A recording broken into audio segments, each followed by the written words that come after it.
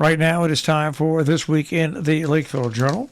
And it's time we take a look at stories in the Lakeville Journal and sometimes in the Millerton News as well.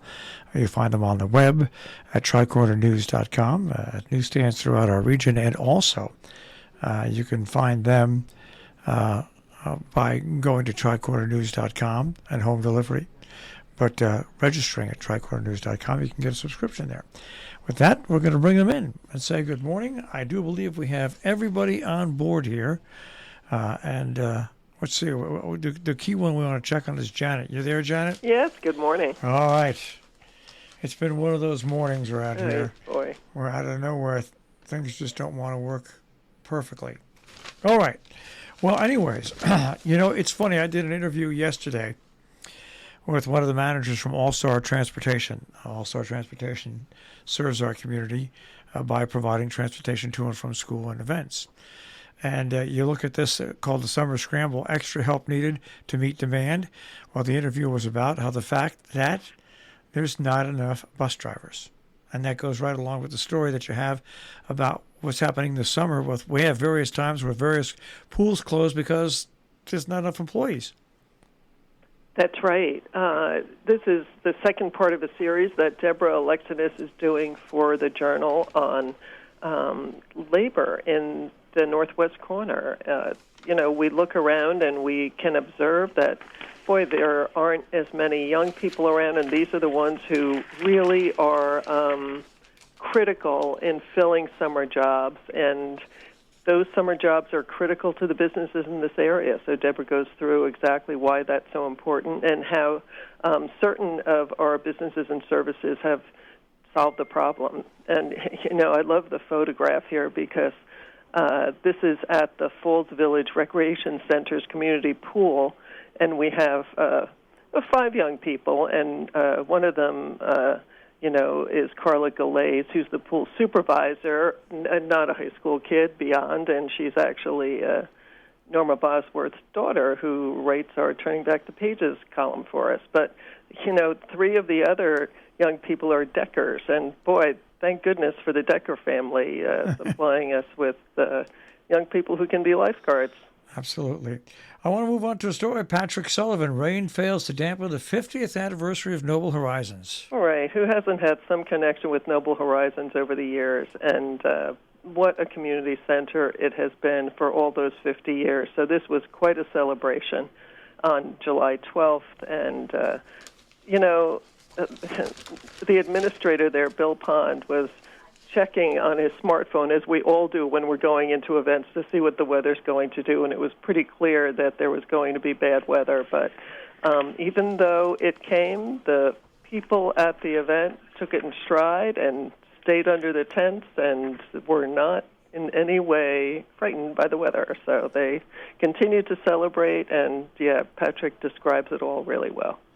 All right, the story right below it with the picture, and that is the artist rendering of the railroad corridor, Sally Splain's house, and the story under it about the affordable housing and how a committee has now been established, a community committee, a new advisory group for this.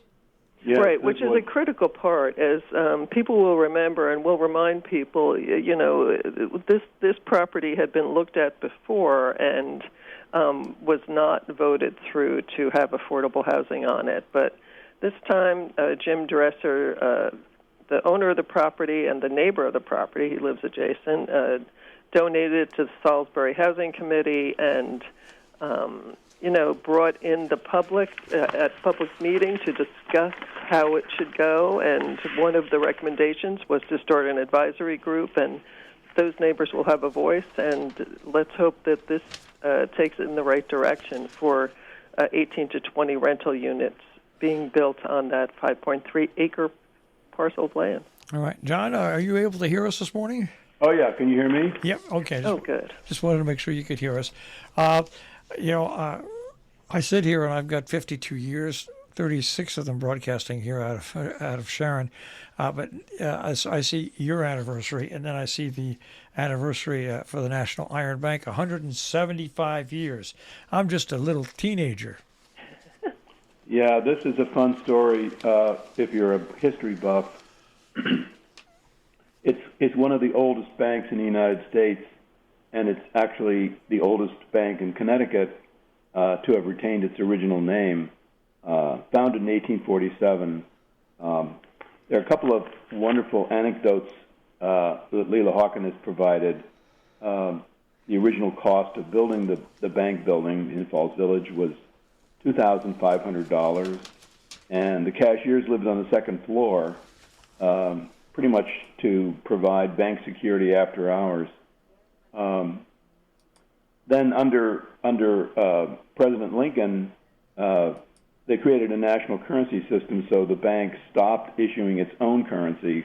We have a facsimile of a $1 bill on the front page. It's pretty fun. Interesting story, and like I said, we put everything in perspective. Now, how long is the journal? 125 years, right? Yeah, Mayor, 125, yeah. We start looking at triple-digit numbers, and you know you've done something right over the years.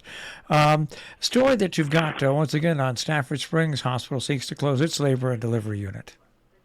Yes, this is part of a partnership we have with Connecticut Mirror. We have sent them stories, and we use theirs. This is another in a story example of rural hospitals facing fiscal challenges and finding ways to make their costs balance out. And unfortunately, it isn't easy. And so a lot of patient advocates are arguing that cutting services in rural hospitals can really have big negative impacts. So we just did a little coverage of the Johnson Memorial plan to close out its labor and delivery unit, which is, as everybody here knows, is in the wind at Sharon Hospital. All right, moving on here, and this is a big story, and this is a story that bears notice, and that is in Kent, where they have a proposal up for a trooper stationed at the school. Yes, the Kent Board of Education, citing the Uvalde, Texas massacre, is proposing hiring a second resident state trooper for the town. There are other ideas floated. They seem to be, the selectmen seem to like the idea of hiring a second trooper who would be at the school during the school year and available throughout the summer for other things. It's about $187,000 to do this. They would split it with the town, the school paying the larger share. And they've decided to go right ahead and move this on to the Board of Finance for a review. All right. I want to bring some up. I'm a subscriber to the Lakeville Journal. We pick up the Lakeville Journal here. I'm having trouble reaching your website this morning, the paper. I normally like to bring it up on a computer when I'm in here, but I can't this morning. I don't know if it's just me or if it's anybody else. So I'm just going to pass that along to the big boss who's listening. Thanks very much. We always like to know when things like that occur. Well, there might be something wrong with my account too. That's possible probably too. not, because it would come up anyway. We'll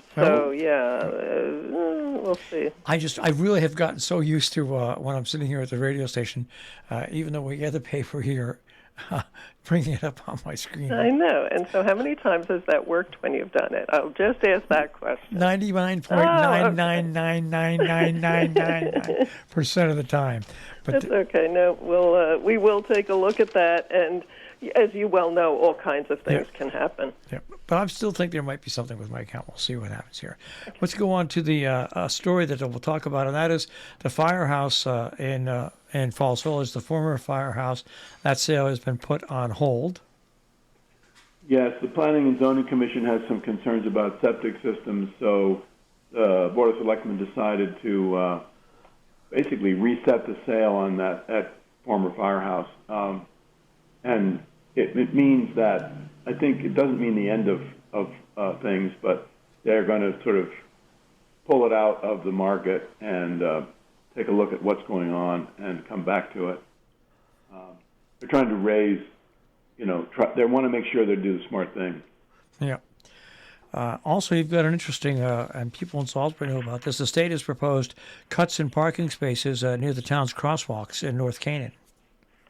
Right, and I believe this is pretty sure it's right at the the dead center location of Route 7 and 44, which comes under the state scrutiny, and I think they're looking at sort of reducing the amount of parking right on either side of a crosswalk. This comes right up against a possible issue for Roma Pizzeria. But anyway, the selectmen are going to sort of take some time to figure this out. There isn't a lot of parking in downtown Canaan right at that spot anyway. Well, it's an interesting. If you're sitting there and you're facing actually on Route 7, you're facing south. You get a big truck that wants to make that right turn off of 44 onto Main Street. Even though they've got you got to back up quite a bit so the truck's got room to move. So I'll be following that story along. Now, a couple of stories that you'll find online, but and that is the Sharon Town Hall parking lot plans and the Rescue Plan Act, and also and the affordable housing plans in North Canaan. Yes, both of those stories are online. I'm sorry, I guess you can't see them right now because of your problem, but both in the case of Sharon, they are looking at expanding the parking lot, updating it, and putting some additional lighting into it. It involves a little bit of digging and some other issues. They've also, I think it's pre-awarded individuals and nonprofits some more ARPA money. That's in that story. The North Canaan story is interesting. Planning and Zoning heard another sort of lengthy result out of a survey of the community's needs for affordable housing. North Canaan has more affordable housing than some of the other towns, but they still have to set goals, and that's what that's about. They also heard a proposal for a condominium development up on Honey Hill Road. All right, nice pictures of railroad days as we flip the page over. And I want to mention today at, I think it's 11 o'clock, the services for William Blass Jr. At 11 o'clock, the Falls Village Congregational Church. I also want to mention, and Janet, years ago, the New York Times, I don't know if they still do it, they had people record their own obituaries. And I don't know if they're still doing it or not, but they did it years ago. Art Buckwell was one of the first persons that actually they used it with, and it was very funny. A very touching obituary written by Paul McEnroe, he penned his own obituary. Right, and he does it in the first person, yeah. And it's completely charming, and it's so, well, you have to read it, and he writes at the end of it, in ending this, you probably wish someone else had written my obituary. It would have been much shorter, ! It was my last chance at expressing myself. So, it's such an interesting approach, and he certainly was a philosophical guy. All right, I want to move on to the editorial pages, and this, once again, goes to the number of years, and that is 58 years and counting. That's right, and this is Railroad Days. It's just incredible. We do tend to take some things for granted in our region, and this is such a part of our culture, Canaan Railroad Days, that I think people just sort of think it happens every year by magic. But boy, it is kind of magical, but it takes an awful lot of work and dedication to make these things happen. And in 5 days, they had more events than many towns could do, in weeks or months or, just one at a time. But nope, Canaan does them all. Carnival, fireworks, parade, sidewalk sales, giveaways at businesses, free rail rides, a vendor fair, tent sale, road race, outdoor concerts, car cruises, barbecue chicken. The list goes on. And so what a weekend it was. It was a long weekend. We talk a bit about some of the history. Maybe people who are in the area from the time they were kids remember other events they had too. I heard people disappointed because there wasn't a Ferris wheel at the carnival, but you know what? There was a lot going on, and they had plenty for people to do. It was amazing. So kudos to John Lennon and all the volunteers who pulled this together. It's just a wonderful midsummer weekend. Absolutely, 58 years and counting. And the letter section, once again, I love the letter from Caitlin Lyle. Farewell to Lakeville Journal Company. Yes, Caitlin was our reporter in Millerton for 5 years, and previous to that also was an intern at the Lakeville Journal.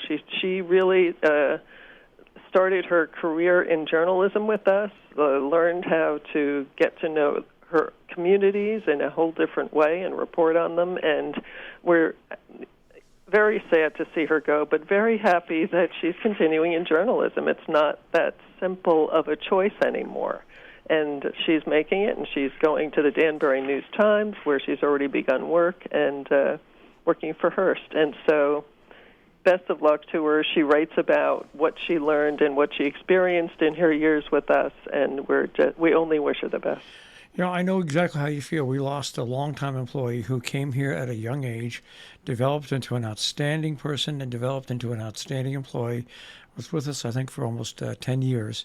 And it's kind of, you feel like a parent. You're so glad they're moving on and they're improving and they're getting a better job, but you're sad that they're leaving the nest. Right, You know? it is. You're right. It is kind of like a parent. It's like, well, we want you to do really well, but we're going to miss you. Yeah. There's that deep feeling. Above that, the letter from Caroline Birchfield, gratitude for a 50-year partnership. Right. Caroline, of course, is communications at Noble Horizons, which we talked about, celebrated 50 years, and they're doing that all during this summer. So much going on, and so she's thanking people for that event and, just in general, the support of the community. So many partnerships that they have within the community that make a big difference for their residents and, the way they continue to thrive, 50 years in. Interesting letter, if not siblings, at least first cousins, a letter on lilies. I know. Could this turn into a tomato pie situation? This is from Daphne Drury in North Canaan, and she's writing about daylilies versus true lilies, which we had already received a letter about. And so she is giving another side to that story. We'll see if there is another rebuttal or other people who would like to weigh in. And I have to admit that I love to see those orange lilies on the side of the road, too. Daylilies, I'm sorry. She talks about the actual, scientific classification side of it and, also the emotional side of it. All right. The residents are road repair weary. I can tell you that's the truth because even though we didn't have a terrible winter, it was bitter cold and then it warmed up and bitter cold, and that was not good for roads. Not good for roads. So many potholes and not always where you expect them. We get sort of used around here to seeing potholes in certain areas where we know there's water drainage issues or whatever. But, boy, yeah, they just seem to spring up this year all over the place. And this is from a resident of Sharon, Jonathan Friedlander, who has observed that the road in their neighborhood being patched and patched and patched. And read what he says and see if you agree or have been experiencing the same thing. We'd love to hear about it. Of course, we have the regular article, which is turning back to pages, but on the viewpoint pages, a long-time love affair with guns. That's right. This is from Barajan Frangian, who, grew up in Egypt and had an uncle who was, a gun owner and he grew up watching that uncle take care of his guns with such loving care. And so he talks about that and what it made him feel about guns moving forward in his life. It's really emotional and fascinating. All right, and a view from the edge, Peter Riva, the effects of inflation on war decisions and spending. Right. I'm always glad when we can get Peter into our pages. He's in the Millerton News just about every week, but this is an interesting take that we had space for this week. He looks at so many different topics, and this one is one we might not necessarily think of, but it is important, inflation, the economy, and how the U.S. looks at war. So, yeah, give it a read. He's really knowledgeable about it. And the article on affordable housing, Mary Close Oppenheimer, Liv Franson. Right. This is one in a series that's been going on for years from Mary Close Oppenheimer. We're so glad to have it, and we're so glad she's still talking to people about this. So Liv Franson, a hometown girl, grew up and went here and went to Salisbury Central School, and did finally find a home here that she could afford. And Mary tells her story and then tells the story of the data for housing in Litchfield and Salisbury, and all kinds of links you can go to look it up. But it's a tough issue and one we should all be very aware of. A story that I love: Swassa heads to Alaska for summer ski jumping on grass. Yes, what fun that is to see our own. Ski jumpers in Alaska sledding or really skiing down a metal channel to land on what really is artificial turf. But they've been up there for a few days this summer. 6 of them from our area, Salisbury and Norfolk and Washington, Connecticut. They went up to Anchorage, and there's a week of ski jumping training in the summer. It is definitely an odd photograph because you have a photograph of Carly Bannerman of Norfolk on the in-run going down a 20-meter jump, and there's just no snow anywhere. Yeah. It's just all green. I think they have that up in Lake Placid at the ski jumps as well, where the United States ski jumping team practices. And I think a few members of SWASA a couple of years ago went up there and did the same thing as well. I think one of the things that they'll do at SWASA sooner or later is put that type of turf in on the smaller jumps for the younger jumpers so they can get year-round practice here as well. Let's switch over in the last 2 minutes to Compass because, once again, there's lots to see and do. That's right. In the article section, we have Lynn Kircher writing about an exhibit at the Washington Art Association and Gallery in Washington Depot. Philip Grousman, sculpture and drawings, and a beautiful photo of one of those sculptures. Very eloquent and really worth the trip down there. Lynn gives us many reasons to back that up. And we have Crystal Radio Sessions on July 23rd. It's the Hudson Valley Outpost of a New York City reading series, and so this one is Amontillado. Don't miss it. Give it a read, and you'll see how you can access that. And there's a pirate cruise going to Sheffield Island from Norwalk, Connecticut, and it's the annual Pirates Weekend hosted by Seaport Association in Norwalk. Definitely a day trip, but boy, something that's very unique, unusual, and for people who find that stuff fun, you can't miss it. And seeing as it's a pirate cruise, if you wear a mask, you're going to look like a pirate anyway. That's right. That's right. Eye patch, mask, no one will know who you are. You can be a pirate. Just need a parrot on your shoulder. That's right. That's right. Exactly right. Make sure your parrot wears a mask. That's right. Yeah, it's hard to keep them on, those parrots. Oh, you know how that goes. But anyway. All right. And we have Divya Simmers writing about echoes of the 1920s in the 2020s. Ann Leary will be at the Hotchkiss Library of Sharon for their annual book signing. We are so glad to see this event back. We will have another author featured next week. Do not miss this. It's something everybody's missed. It's such a great event, and it supports the library. What could be better? And don't miss Tri-Corner Calendar. Lots going on. Read it in the paper and also online. All right, tricornernews.com at newsstands, of course, and, of course, home delivery as well. Guys, we'll speak to you next week. Yes, okay. Thanks so much. Thank you. That is This Week in the Lakeville Journal. As I said, tricornernews.com is where you'll find them on the web.